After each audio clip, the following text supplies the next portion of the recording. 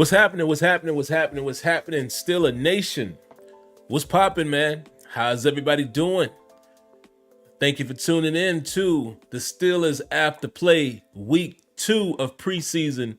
The Pittsburgh Steelers versus the Buffalo Bills. And the last time I checked, the score was 27-7, right? And let me just make sure that has not changed. And we'll get right to it. As well as let me pull up my document with my notations. This is going to be an in and out. I'm kind of thinking about switching up the format in terms of the post-game show. I will explain that to you guys in a moment. Let me just double check the score. Oh, well, 27-15. Okay. Looks like Buffalo got on the board again, but whatever. But what's up, everybody? Hope everybody's doing well. Hope everybody's doing good. I hope all is well and all is lovely. Hope you guys enjoyed the game. If you haven't seen it, I'm going to try to give you a fresh recap. Very light comments, and just kind of jotted down some of the key points and key moments, if you will. And I think, guys, that I might start doing the post game show that way. I will explain it to you in a moment. The more I think about it. But let's get into it. What's happening, everybody? We're going to say hello to the early commenters. Let's see. Right off the bat, we got Mark Cunningham. We have Kendrick. Yeah, I'm going to get into that. VQ412, the infamous Tim, D. Mac, Joshua Shields. Who else we got here? The Maestro of Music, Relfax, Ron Simpson, Gaming, Daredevil, Leonard Langley, father-in-law Leonard Langley, Y Diggy, what's up, Diggy? Who else? CT Pittman in the building. Hello, Miss Lanisha. How you doing, Lanisha? Haven't seen you in a while in terms of physically. Last time you were on the show. But we see you each and every week. I just thought about that. I was just thinking about that. So, man, I haven't seen the ladies in a while, man, as far as being able to talk to you guys via video. But hello, Miss Lanisha. Always appreciate you coming through. Fellas, make sure you say hello to our lovely female, and I'm not even going to say female, lady, and ladies of Steeler Nation. Always appreciate them coming through. Donovan Hubbard. Who else is in here? Daron, what up, Daron? Big Scales in the building. Stoned and Confused in the building. Lamar Wilder in the building. And let's get right to it. Let me see how many viewers I have here. And the reason why I like to check that, man, is sometimes I have like some semi-announcements. And, I would prefer that there's more people in. Okay, we got about 57 people, so a good amount of you guys are already in here, so I'll make this quick announcement. I really think the post-game show, I'm going to shorten that. It's going to be a 30-minute show. I know during the season last year what I was doing. You guys know I like to, in chronological order, I kind of basically break down every moment of the game, right? I do first series offensively, first series defensively. Then I was doing pretty much every offensive possession. That's too much. It's too much for a post game. I think Terrible Towel Tuesday is where we have the long show calls, and I just feel like it's too long. It's Sunday. A lot of times you want to have Sunday dinner. You want to watch more football. I just think I'm going to shorten it a little bit. All right, and what I'm basically going to do going forward, I will still do first offensive series, first offensive series, first defensive series, and then I will kind of break it down the way I'm doing the preseason. And you're going to see, just kind of have key moments to talk about, key things that stuck out, and not necessarily talk about each and every drive. I was trying to do it last year, and I know some of you guys enjoyed it, but to me, I feel like it's a little bit of overkill. So I'm just going to shorten up the post-game show. So where are we at on time? 9:35. So we got 25 minutes to make it happen, 25 minutes or less. So let's jump right into it. Listen, big moments and key moments of the game. I thought on the first drive, Pickens stepped up in the pocket and converted a 3rd and 9. And on the first drive, that was nice to see him step in the pocket. It's really nice to see movement in the pocket. And again, for the last few years since, before Kenny Pickett last season, we just didn't have that. Of course, our Hall of Fame quarterback, Ben Roethlisberger, just had kind of lost that. He was older, bigger body, more lumbering later in his career. We just didn't really have that type of pocket movement and just agility in the pocket. Those days of Ben being Ben was beautiful. But again, Father Time catches up to you, and his body really couldn't do it anymore. He was kind of like a statue in the pocket. So it's really good to see Kenny Pickett moving and kind of navigating through the pocket and, stepping up when he needs to and making a read, keeping his eyes downfield, not looking to just take off, but, eyes up, downfield, take off if he has to, and making a play. So I notated that, a nice 3rd and 9 conversion. And then right after that, Jaylen Warren. Whoa. I got to give Jaylen Warren, I got to give Jaylen Warren super props. And y'all know why. I kind of fronted on Jaylen Warren at first. Y'all remember that? Let me give that man a round of applause.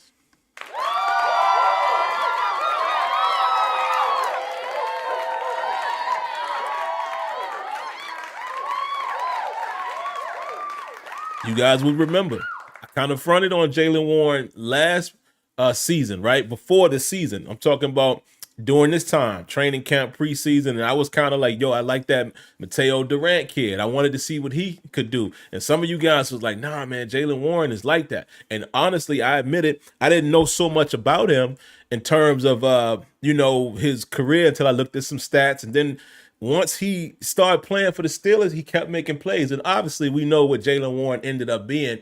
We're all excited about him. But today, Jaylen Warren went in the second gear. I ain't know he had on that. Did y'all see that? 62-yard touchdown scamper. And then he left homeboy. You know what I'm saying? Like at one point they was even and then he was leaving. I ain't know he had all that. I'm going to keep it a buck. I ain't know Jaylen Warren can scoot like that. I knew he was quick, but he showed some open field. I ain't saying he's a blazer, but he housed it 62 yards. Yeah, let's go, Jaylen Warren. Still a car shoulder. Nice burst. I said, okay. Okay, brother. Okay. So gotta give him his huge credit, man. Listen, he has cemented himself as the number 2, and I'm gonna be honest. Before I get there, let me talk about that run really quick. I went back and rewatched the run. Look at this, I'm hitting the microphone. Went back and rewatched the play. Gotta give a huge shout out to 3 people on that play. Isaac Seumalo, James Daniels, and Deontay Johnson. DJ. Boy, did y'all see the blocking? Dog, that was so beautiful to see. I wish I could get the all-22. Last week, I thought I was going to be able to get the all-22 for preseason, and Game Pass pulled the fake me out on me, right? They have it, but it doesn't work. Like, it shows there as an option, but it doesn't work yet. Dog, y'all know how beautiful it was to see both offensive guards meeting linebackers and cleaning them out. That was a thing of beauty. And when I'm saying about cleaning them out, I'm not saying that they knocked them off their feet or anything, but they sprung Warren. I mean, that play worked to perfection. When you look at it, they crashed down, kind of like a left zone type of run, look like zone blocking because they slanted this way. My boy, what's his name? Okafor kind of sealed off his guy. The center, Mason Cole, sealed this way. Instead of going left, he kind of did like the turn and seal. Beautiful. And you ended up getting Seumalo and James Daniel on the 2 would-be tacklers, took care of them. Warren bounces it, and then Deontay Johnson with excellent blocking downfield allows Warren to get down that sideline, and then he cut on that burst. Hit that nitrous on him. Beautiful. Now, here's the thing. I'm going to say this really quick. I said this before. Y'all know I said this weeks ago. Najee Harris needs to have a really big season. I love having the thunder and lightning, if you will, right? I love the two back compliment. But I'm gonna tell you, Najee needs a big year.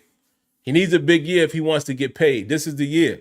Because again, we have a running back that's showing you, look, the Steelers could do their thing with a Jalen Warren. And I'm sure you want to have another back or two. Obviously, I'm not trying to replace him, but I'm just saying Najee this year really needs to cement his value and worth. I like Najee Harris. Again, if Najee Harris was running the ball the way he ran and got it going the last 5 weeks of the season, give that to me all day along with Jalen Warren.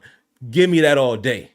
So all I'm saying, I'm not saying his job is in jeopardy or nothing like that. I know people are going to say that. Again, the highlight watchers are going to say, see? And yes, he's a different back than Jalen Warren. But I still say that he needs a huge year. He needs a huge year to cement that paycheck. Because if not, what the Steelers are going to probably do, more than likely he's going to play well enough to get the 5th-year option. He'll play next year on the 4th year. He'll play on the 5th year, and then they may let him walk after that if he doesn't demand to be re-signed or extended. So this is a huge year for Najee Harris. What else did I have here? Steelers defense forced a 3-and-out on the Bills on the first drive. Good pressure and a good blitz on that 3rd and 2. Steelers get off the field.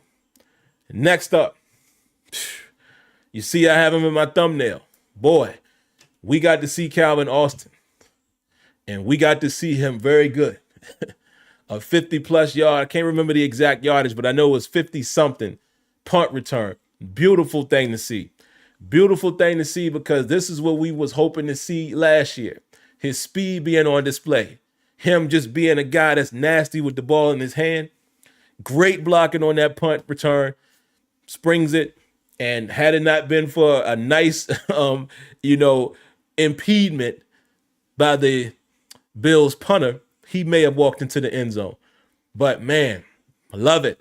I love it. Calvin Austin also got a catch later on in the game on a quick slant. Trubisky found him. Okay, Calvin Austin the third. I'm liking it. I'm hoping this guy is going to do something, whether it's the return game or however we're going to utilize him as a receiver. I'm hoping he's going to be that X factor for the Steelers. And, the Steelers offense was rolling, man. It was rolling. Right after that, on the very next drive, Pickett to move down the seam once again. And some of you guys kind of debated me last week saying, well, that throw to Pickett, Pickens wasn't necessarily in the middle of the field. He kind of, come on, man. That was close enough in the middle of the field. Like, come on with the semantics. The point I'm trying to make is Kenny Pickett is now taking shots in places that he didn't necessarily do so much. Well, I'm not going to say he didn't. He did it a little bit last year. But what I'm saying is we're starting to see the Steelers utilize the middle of the field inside the hashes or just a tad bit on the outside. But they're using that area of the field, which is something they hadn't done a lot. And he did it in this game on the second drive. Finds Muth, again, making a throw in between defenders, being confident in the throw. Finds Freiermuth. Boom, the Steelers are on the board just like that. It's 14-0 with 10 minutes and 37 seconds left in the first quarter. My goodness. What? A potent Steelers offense? What? And let me remind you guys, this was the first team defense of the Bills. I like that. It's preseason. It's preseason again. I'm not going to be too high. I'm not going to be too low, but I'm just going to keep it in perspective. They put on a good showing against a first-team defense. Beautiful. Next, I want to talk about Nick Herbig. Nick Herbig, man, is a baller. He's the guy that just keeps showing up. I wrote a few notes here. I said Nick Herbig gets good pressure on the Bills on their second drive, and he forces an errant pass. Remember on the second drive, and he kind of hit the ball or hit Josh Allen, and the ball kind of went forward. Good pressure right there. I said I'm glad. Oh, I made note of this. You guys remember what I said last week? And I said this Tuesday. Remember when I said I wanted to see guys like Herbig get out there and Jones get out there early in the game, against first teams? Thank you, Steelers. I'm going to give the Steelers a round of applause.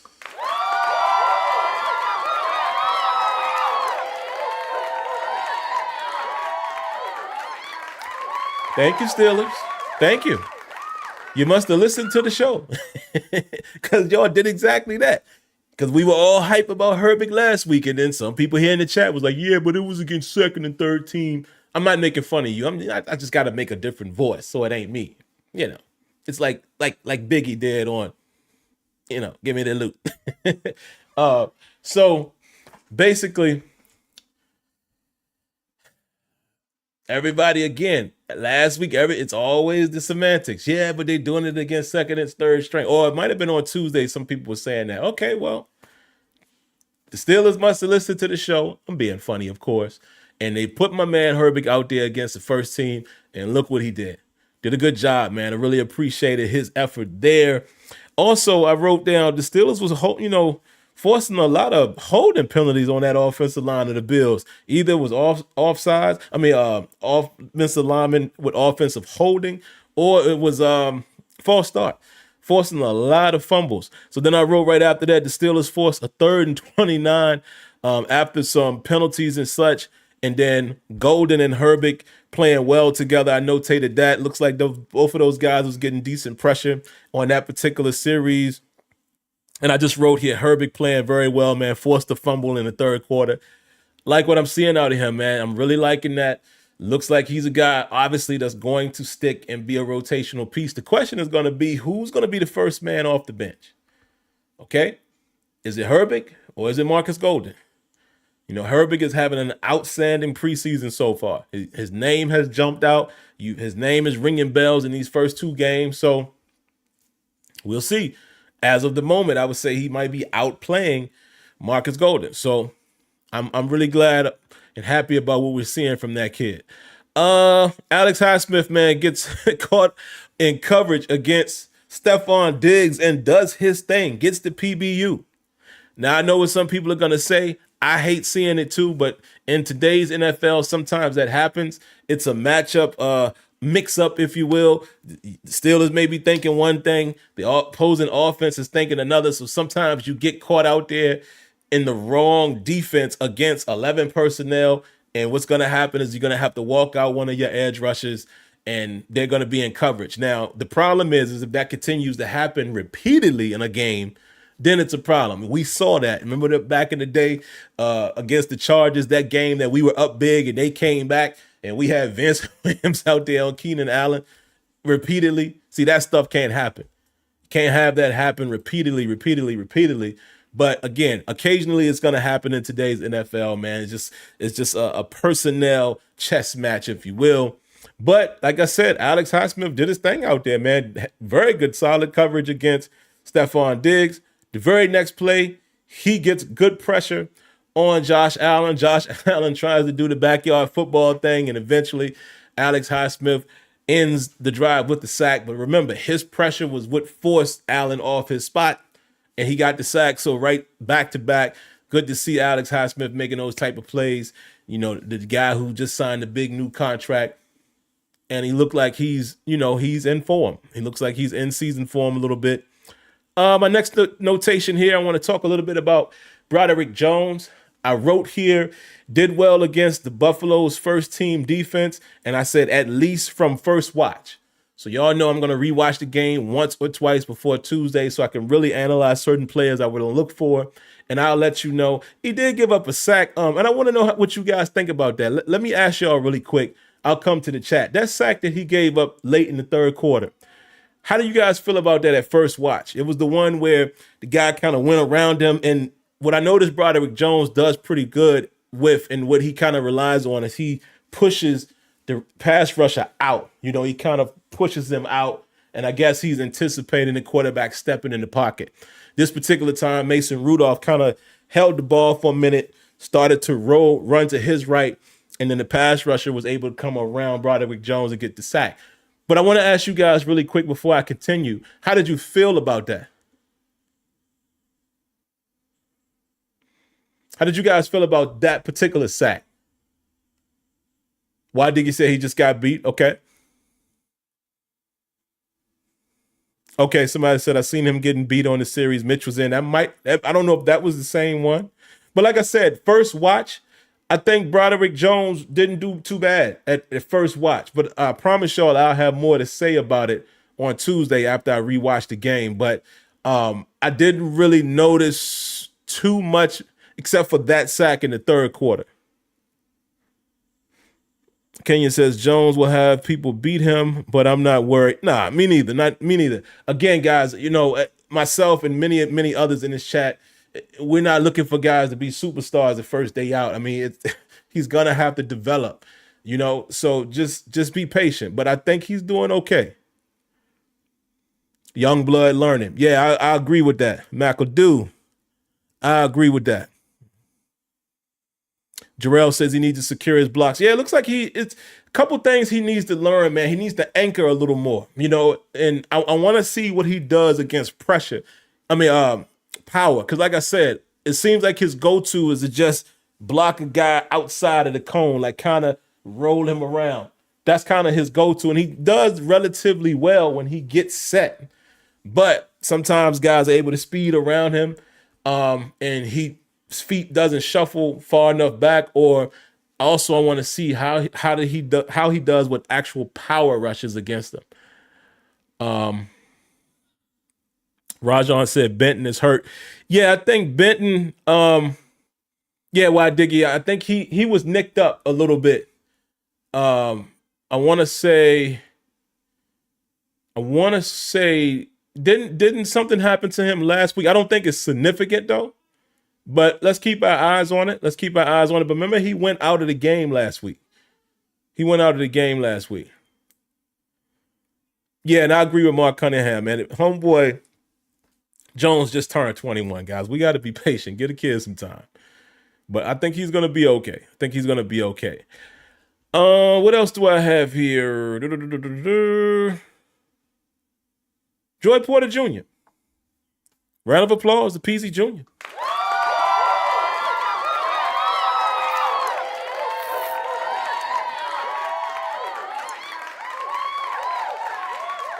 Got himself an interception, man. First interception of his NFL career. And I think it's good for him to get that because the knock on him, of course, in college, he didn't have interceptions.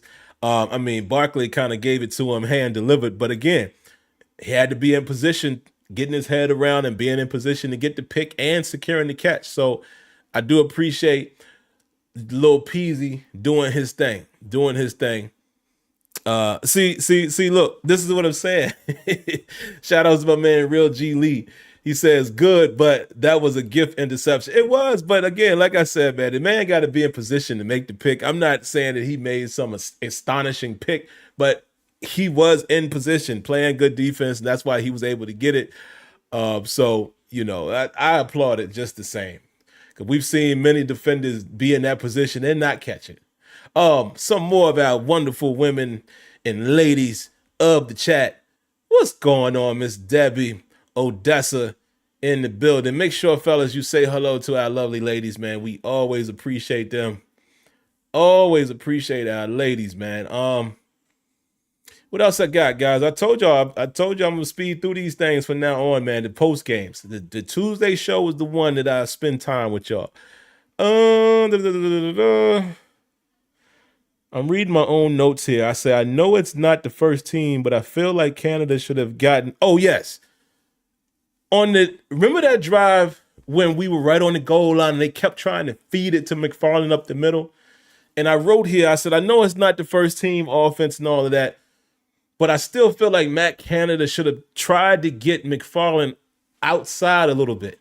He's not necessarily the guy, in my opinion, at least in short yardage, that's going to be your, in between the tackle type of guy. I'm not saying he can't do it, like, in the middle of the field, but when you got the line of scrimmage packed and it ain't even the first team offensive line, why you trying to get him running right up the yin yang?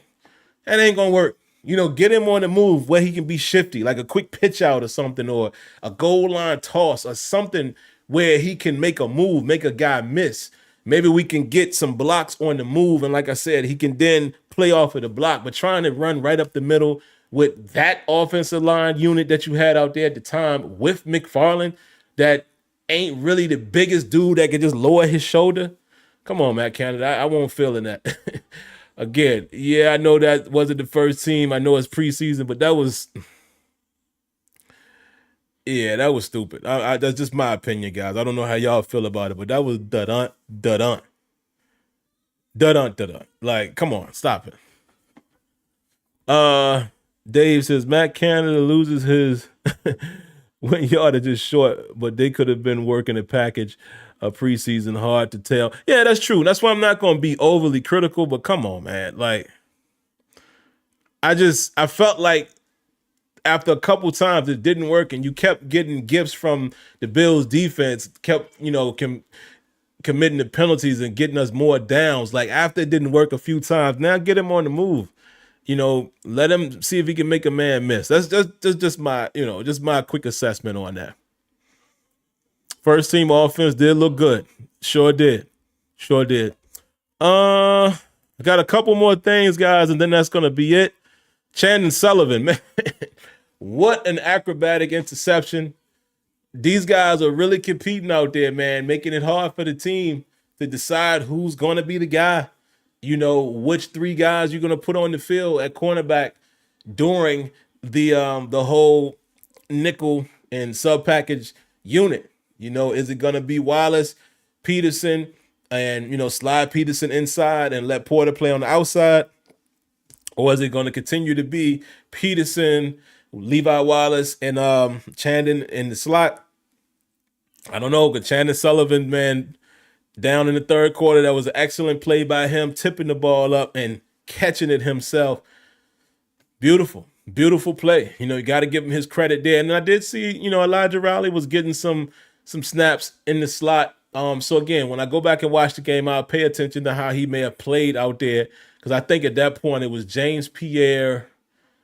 Who else was on the outside? It might have been Baku or one of them dudes. I can't remember who it was. But I know for sure they had Elijah Riley playing in the slot some down in that third quarter. So, yeah, I'll keep an eye on that, man, to see how he played. But I think, Chandon Sullivan, to me, doesn't look like he's done anything to lose that spot. Or he might be leading the pack in terms of nickel corner. Wow, it's already 9:58, so let's roll through this so I can get done. Last two things I'm going to say is this. Kendrick Green.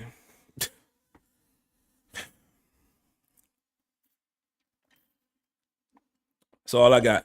A sip of water for him. Pour out a little liquor for him. Dog. Wow. And yeah, I'm holding the Steelers accountable. Kevin Colbert, Mike Tomlin, whoever else had a hand in making that decision, the scout. That wasn't a good one. They tried, and I guess they felt like they needed a center, and I just guess they felt like a third round was worth taking a gamble. They did. Has not paid out, and I'm gonna be honest, man. I mean, depending on what type of depth behind them, I know we got McCullum. I know Nate Herbig can play a little center. Yeah, it's looking like Kendrick Green ain't gonna make it, bro. Because I don't know if he beats out even Dotson as the rotational piece at guard. So, yeah, bro, might be over for you. So that's all I got on that. And the last thing I'm gonna say, I'm gonna end the show with this, because people would say this a lot last season. And again, I don't try to campaign my own opinion. I don't forget a lot of things. So anytime there's live examples that I could use for a point that we once argued here on the show, a lot of times when the Steelers have penalties and such, I hear a lot of people say these words. That's on Tomlin. Team is undisciplined. It's on Tomlin. Right? I want to ask you guys a question. This is a team that has been winning of late. They haven't gotten a Super Bowl, but they've been winning. Buffalo Bills is a solid team, very solid team. I think they are a well-coached team. I think they have great talent. But tonight, could you even keep count of the amount of penalties that they had? And I'm going to ask, so are you going to say that's Sean McDermott's fault because they were undisciplined, the players? So are we now going to say Sean McDermott is not a good coach and it's his fault that his players kept committing those penalties? My answer is going to be no, the same way it is when our players do it. I've always said it's on the players. Penalties are on the player.